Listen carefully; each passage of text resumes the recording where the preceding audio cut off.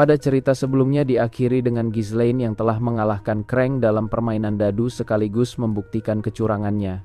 Hal itu membuat Krang tidak punya pilihan selain menghabisi Ghislaine, meskipun dia merupakan seorang bangsawan. Kedua anak buahnya pun melesat begitu cepat dengan seluruh pedang mereka, tapi Ghislaine tak akan diam begitu saja dan dia bergerak menghindarinya. Akan tetapi, musuh yang satunya tak akan membiarkan dan dia mengincar titik di mana Ghislaine akan pergi. Oleh karena itu, Ghislaine memutuskan untuk melompat saja karena dia tidak ingin membuang waktu melawan para serangga. Dia sadar yang harus diincarnya adalah Krang, dan Ghislaine menjadikan kedua tubuh anak buahnya sebagai pijakan untuk mewujudkannya. Krang yang melihatnya menghunuskan pedang dan memutuskan untuk menyerang. Selagi Ghislaine masih ada di udara, maka dia akan kesulitan menghindar. Hal itulah yang dipikirkannya. Tapi Ghislaine bukanlah bangsawan biasa, di mana dulunya dia merupakan raja tentara bayaran elit disertai kemampuan serta insting yang menakjubkan. Melalui gerakan yang sempurna, dia sudah tiba di belakang Krang sambil menempatkan pedang ke lehernya. Krang tak pernah menduga jika bangsawan bertubuh kecil yang dilawannya setangguh ini, bahkan perbedaan kemampuan mereka terpaut jauh. Lalu kedua bawahannya yang panik mencoba mendekat, tapi mereka juga harus hati-hati sebab nyawa bosnya terancam. Hanya saja saat ingin mendekat, dua senjata telah berada di leher mereka. Orang yang melakukan itu adalah Kaur dan Belinda, menunjukkan jika ketiga orang yang menguasai tempat perjudian ini hanya unggul dalam tubuh besarnya. Kemudian Kaur menertawakan orang di depannya karena mereka seharusnya sejak awal tidak memancing tuannya menghunuskan pedangnya. Belinda bahkan ingin segera menghabisinya karena bermain-main dengan tuannya harus dibayar dengan kematian. Tapi Ghislaine tidak berpikiran seperti itu karena dia memiliki sebuah rencana dan langkah awal dia akan membawa Cloud serta uang yang dimenangkannya. Krang merupakan manajer pengelola aula perjudian yang menjadi sumber pendapatan terbesar Baron Austern, dan sekarang dia tertangkap basah melakukan kecurangan terhadap bangsawan luar. Untuk menunjukkan dirinya tidak main-main, maka Ghislaine mulai menggores leher Krang, di mana dia harus mengakui kekalahannya serta segala kecurangannya selama ini dalam aula perjudian. Krang mengerti jika hal ini akan sangat merugikannya, bahkan untuk tuannya, dan pastinya tak ada lagi yang ingin bermain di tempat ini. Tapi dia tak punya pilihan selain mengakui semuanya, karena bangsawan di belakangnya bukanlah tipikal sosok yang akan melepaskan buruannya begitu saja. Setelah itu Ghislaine berbalik dan meminta Cloud ikut dengannya karena semuanya telah selesai. Hanya saja Cloud tidak menjawab, bahkan dia telah menghilang dari tempat sebelumnya. Belinda sangat kesal karena tukang judi itu tidak hanya kabur melainkan ikut membawa uangnya. Padahal jika bukan karena mereka, maka dia sudah kehilangan lengannya, tapi malah membalas kebaikan dengan seperti ini. Kaur yakin jika Cloud pasti akan pergi ke tempat lain untuk berjudi setelah mendapatkan uang sebanyak itu. Belinda juga berpikiran seperti itu, dan dia akan menyisir area sekitar, dan saat menemukannya, maka dia akan memberinya pelajaran yang pantas. Namun Ghislaine menghentikan Belinda karena dia tahu kemana perginya Claude. Sementara itu, Claude yang kabur membawa uangnya cukup lega karena bisa selamat, meskipun dia penasaran siapa bangsawan yang membantunya, dan untuk apa dia melakukannya. Walau dia membalas kebaikannya dengan seperti ini, tapi dia tak punya pilihan sebab Cloud sungguh sangat membutuhkan uang ini. Jika urusannya telah selesai, maka dia pasti akan datang mencarinya, bahkan tak keberatan melakukan apapun yang diinginkannya. Kembali ke 1 tahun silam, di mana sebuah gubuk tua yang sangat memprihatinkan. Di sana terlihat sosok berjubah yang berpakaian layaknya bangsawan, meskipun dia berada di tempat buruk ini. Gadis itu bernama Anna dan orang yang bersamanya adalah Claude. Claude menunjukkan yang diperolehnya hari ini, dan taruhan bukan soal keberuntungan, melainkan pemenang dapat diraih saat mengetahui formulanya. Jika seperti ini terus, maka mereka tidak perlu bersembunyi lagi hingga hidup normal. Akan tetapi, Anna memintanya untuk berhenti dan jangan berbuat yang dapat membahayakan hidupnya. Dia paham jika bukan salah Claude ayahnya meninggal, jadi dia berharap Claude berhenti saja melakukan ini. Yang benar saja, meskipun Claude kembali membawa uang, tapi dia juga tidak lolos dari dipukuli oleh orang-orang. Claude menegaskan jika semua ini adalah salahnya sampai membuat masternya menjadi pengkhianat. Beberapa hari setelahnya, tempat persembunyian mereka ketahuan dan Anna tertangkap oleh Krang. Sosok ini adalah Baron Austern, dan dia mengatakan jika Din Akademi Kerajaan Seiron sekarang ini dicap pengkhianat, begitupun dengan putri dari Boethius Arceus. Maka dari itu, Anna Arceus harus dibawa, meninggalkan Cloud yang tidak berdaya. Di sana Cloud sungguh tak bisa berbuat apapun, bahkan tubuhnya saat ini kesulitan bergerak. Sebagai penguasa di wilayah ini, maka Baron Austern ingin memanfaatkan momen ini untuk menghasilkan uang. Dia meminta Cloud untuk membawa 2000 keping emas kepadanya dalam waktu 1 tahun, dan dia harus menyetor nominal tertentu dalam 1 minggu. Seharusnya gadis itu akan dieksekusi di tempat, tapi karena dirinya murah hati, maka dia akan memberikan sebuah kesempatan pada Claude. Sekarang Cloud telah mendapatkan uang itu, dan dia pasti akan membebaskan Anna setelah melunasi semuanya. Beralih ke kastil Baron Austern, di mana dia mendapatkan laporan jika penjara sudah penuh. Baron Austern menganggap mereka yang tidak layak ditebus sebaiknya tidak dibiarkan hidup karena hanya akan membuang biaya makan. Maka dari itu, dia meminta prajuritnya untuk mengeksekusi semua tahanan yang belum membayar tebusan dalam seminggu ini. Lalu prajuritnya mengingatkannya tentang si putri pengkhianat karena sudah hampir 1 tahun. Baron Austern hampir melupakannya, tapi apakah belum ada kabar dari Cloud? Prajuritnya mendengar jika Claude sudah sering bolak-balik ke tempat perjudian tanpa mendapat keberuntungan, sebab Krang mengurusnya dengan baik. Baron Austern sempat berpikiran untuk menjadikan Anna sebagai pelayan, tapi putri seorang pengkhianat meninggalkan kesan yang tidak baik dan bisa menurunkan pamornya. Jadi dia sebaiknya dieksekusi bersama yang lainnya tanpa sepengetahuan Cloud. Prajuritnya mengerti, tapi bagaimana jika Cloud muncul membawa uang tebusannya? Baron Austern menjawab jika dia hanya perlu mengambil uangnya, karena takkan ada yang peduli saat satu penjudi mati, tapi dia meragukan Cloud akan datang kepadanya lagi. Lagian, dia sudah cukup mendapatkan keuntungan dari setoran tebusan per minggu darinya. Di saat yang sama, seorang penjaga melaporkan tentang kedatangan seseorang. Saat mendengar orang itu adalah Claude yang ingin membayar tebusan, maka mereka berdua sangat terkejut. Tanpa pikir panjang lagi, Claude meletakkan uang dalam jumlah yang dimintanya untuk tebusan Anna. Maka dari itu, dia berharap Baron Austern melepaskannya dan jangan pernah mengganggu mereka lagi. Baron Austern pun memeriksa uang itu, dan benda di tangannya ternyata asli. Tapi dia penasaran dari mana Cloud mendapatkannya, dan Cloud menjawab di arena perjudian. Hanya saja, Baron Austern melakukan sesuatu yang tak terpikirkan oleh Claude, di mana dia memerintahkan para penjaga untuk menangkapnya dan memasukkannya ke dalam penjara. Hal itu tentu saja membuat Cloud memberontak karena dia sudah membawakan uang tebusan itu. Baron Austern tidak memungkirinya, tapi uang sebanyak ini sungguh mencurigakan dan dia harus meminta Krang memeriksanya. Jika Claude tak ingin dieksekusi, maka dia sebaiknya menurut dengan tenang dan menunggu di dalam penjara. Baron Austern pun tak dapat menyembunyikan raut wajah liciknya, menunjukkan sejak awal dia tidak berniat melepaskan Anna dan Claude, melainkan hanya ingin memanfaatkannya. Claude sungguh sangat murka, tapi dia hanyalah orang biasa tanpa bisa bela diri. Di saat yang sama, kedua tangan yang menjepitnya menjadi longgar. Tak hanya itu, kedua penjaga ini bahkan telah ditumbangkan. Baron Austern terkejut akan apa yang terjadi, dan siapa yang berani memasuki ruangannya tanpa izin sekalipun. Yang benar saja, sosok itu adalah Ghislaine, dan dia menyentuh bahu Cloud, sambil memuji kerjanya yang bagus. Tanpa ragu, Ghislaine mendekat sambil mengungkapkan rasa senangnya bisa bertemu dengan penguasa wilayah ini, dan Baron Austern bertanya-tanya siapa sosok yang ada di hadapannya. Ghislaine pun langsung menjawab jika dia adalah Baron Fenris dari kerajaan Lutania. Tak hanya itu, dia juga memiliki hadiah yang tak lain adalah Krang yang sudah tak berdaya. Kemudian Kaur bergerak cepat mempersiapkan kursi untuk tuannya. Tanpa basa-basi, Ghislaine pun duduk di sana dengan meletakkan kedua kakinya di atas meja. Dia pun meminta Baron Austern untuk menyiapkan teh, karena dia seharusnya memperlakukan tamunya dengan baik sebelum tamu itu marah. Perilaku ini sungguh-sungguh membuat Baron Austern murka karena seumur hidup dia diperlakukan seperti ini. Saat itulah kesatria penjaga yang melihat tingkah itu segera menghunuskan pedangnya dan menyimpulkan kenapa Ghislaine sangat tidak sopan.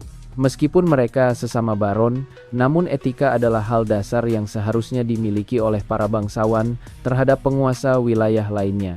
Akan tetapi, kesatria ini mendapatkan masalah lainnya, di mana sebuah pedang menepis senjata miliknya begitu cepat. bahkan tanpa dia menyadarinya, menunjukkan level orang itu lebih jauh dari dirinya. Sosok yang melakukan itu adalah Kaor dan dia mengingatkan agar kesatria itu tidak bertindak berlebihan. Lagi pula, ini bukanlah urusannya, melainkan percakapan antara seseorang yang berstatus baron.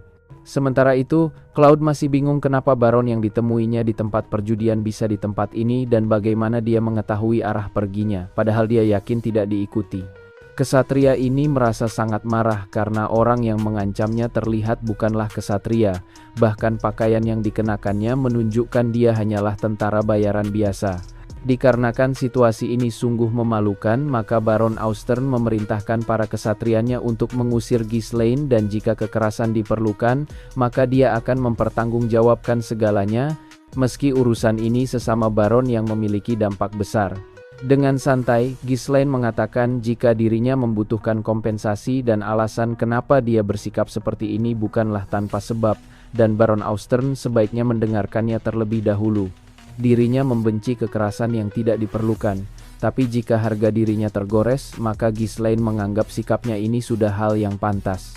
Baron Austern yang mendengar cukup terkejut atas dasar apa kompensasi itu, padahal mereka tidak pernah bertemu sebelumnya maupun terlibat dalam bisnis bersama. Lalu Ghislaine memerintahkan Belinda untuk membawa biang keladi dari semua ini, yang tak lain adalah Krang yang sudah berhasil tertangkap. Semua orang mengetahui jika Kranglah yang mengelola tempat kasino Baron Austern, tapi dia ketahuan mencuranginya hingga hampir membuat Cloud dan dirinya kehilangan seluruh uangnya begitu saja. Walau belum mendapatkan penjelasan, tapi Baron Austern mulai memahami di mana Cloud mendapatkan uang yang banyak. Dengan wajah panik, Krang berusaha membela diri di hadapan tuannya. Jika dia bersumpah tidak bersalah, justru orang-orang inilah yang bermain curang. Belinda yang mendengar itu sangat ingin menghabisi Krang.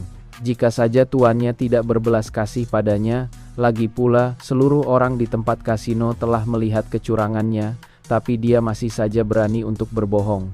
Dalam situasi ini, Baron Austern yakin Krang benar-benar telah ketahuan, tapi kenapa dia tetap berjudi dengan seorang baron dari wilayah lain saat mengetahui identitasnya hingga membuatnya kesulitan.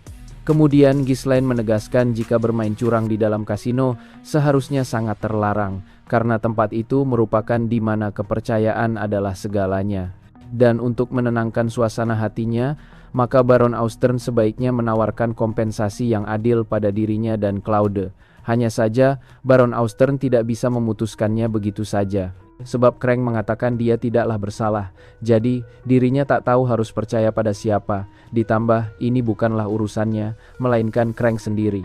Namun, Ghislaine tidak membenarkan hal tersebut karena semua ini adalah urusan Baron Austern yang harus mempertanggungjawabkannya, bukannya bertindak seperti pengecut. Baron Austern terus mengelak agar tak terlibat dan mempertanyakan kenapa Ghislaine berpendapat seperti itu. Tanpa basa-basi lagi, Ghislaine menjawab jika kasino Kraken miliknya sering dikunjungi oleh bangsawan dari berbagai wilayah, dan dia juga mendengar setengah dari pendapatan wilayah ini berasal dari tempat tersebut. Jika saja rumor tentang kecurangan itu sampai terdengar oleh para bangsawan, maka semuanya pasti akan menarik. Baron Austern tidak dapat memungkiri hal itu, tapi selama ini dirinya lah orang yang ditakdirkan untuk meminta uang dari orang lain dan mendapatkannya bagaimanapun caranya. Tapi sekarang, siapa sangka seorang baron muda dari wilayah lain berani meminta uang darinya dengan kata yang begitu indah seperti kompensasi. Menurut Ghislaine, kompensasi itu bukanlah sesuatu yang harus dipermasalahkan, karena dia hanya ingin 2 kali lipat dari apa yang ada di atas meja. Lalu, untuk kompensasi ke Cloud yang hampir kehilangan lengannya, maka Ghislaine meminta Baron Austern membebaskan Anna Archius.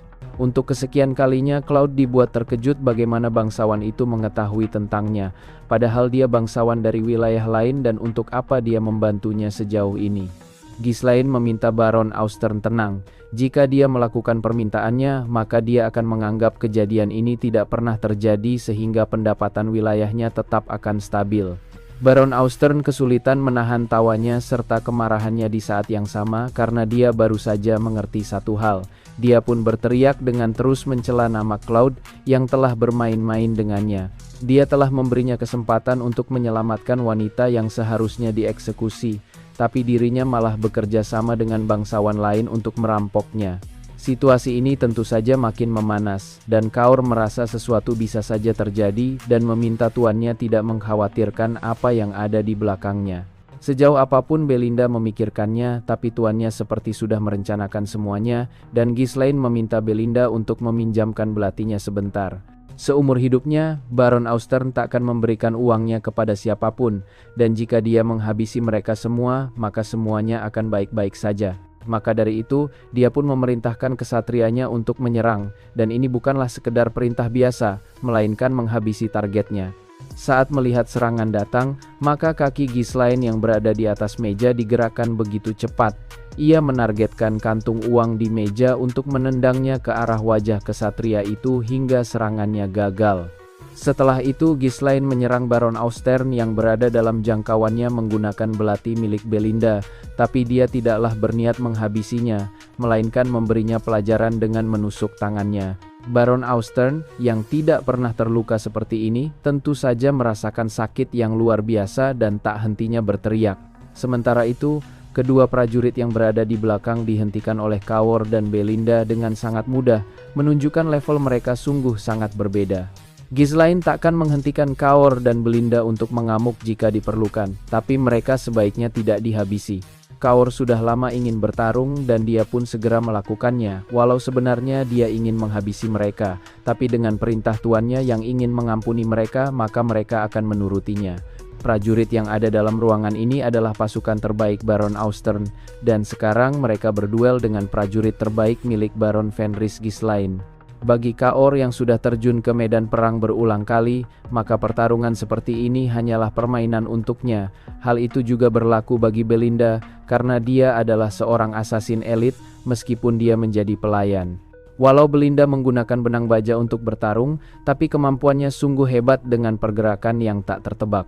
Di sisi lain, Ghislaine menghadapi beberapa prajurit, dan meski tempat yang didudukinya seharusnya membuatnya dalam posisi yang tidak menguntungkan, tapi Ghislaine tak tersentuh sama sekali. Jika dia ingin menghabisi targetnya, maka dia bisa melakukannya dengan cepat, tapi bermain tanpa menghabisi target cukup menyenangkan untuk meregangkan ototnya. Dia pun melumpuhkan kesatria terbaik milik Baron Austern. Dengan serangan dari gagang pedangnya, maka kesatria ini kehilangan keseimbangannya. Di sisi lain, Claude hanya menyaksikan pertarungan tersebut dan dia tidak bisa berbuat apapun selain menontonnya. Dia tak mengerti apa yang terjadi dan terus bertanya-tanya kenapa bangsawan muda itu membantunya. Dalam pertarungan ini, mereka bisa saja mati, dan seorang baron muda seharusnya tidak pernah kehabisan uang. Jadi, mana mungkin dia melakukan semua ini demi uang? Lalu, Claude teringat pada perkataan Ghislaine, di mana saat itu dirinya mengatakan sangat membutuhkannya. Walau ini adalah bantuan yang sangat besar, tapi sebuah fakta tak bisa dihindari, di mana tidak ada kebaikan tanpa alasan. Beberapa saat kemudian, para kesatria dan prajurit elit Baron Austern telah dikalahkan. Sementara itu, Baron Austern yang kesakitan tak menyangka baron dari wilayah lain berani melakukan hal ini, dan ini sama saja membuat perang. Sambil mencabut belatinya, Ghislaine menjawab, "Jika semua ini salah, Baron Austern sendiri karena dia menolak mengakui kesalahannya dan tidak memberikannya kompensasi." Tapi Baron Austern tetap bersikeras, maka Ghislaine merasa harus menghabisinya saja.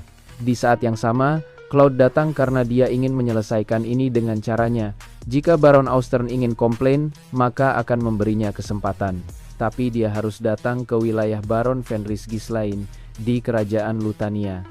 Di sana, dia pasti akan menjamunya, dan Claude harus menyelesaikannya semuanya tanpa meninggalkan penyesalan apapun.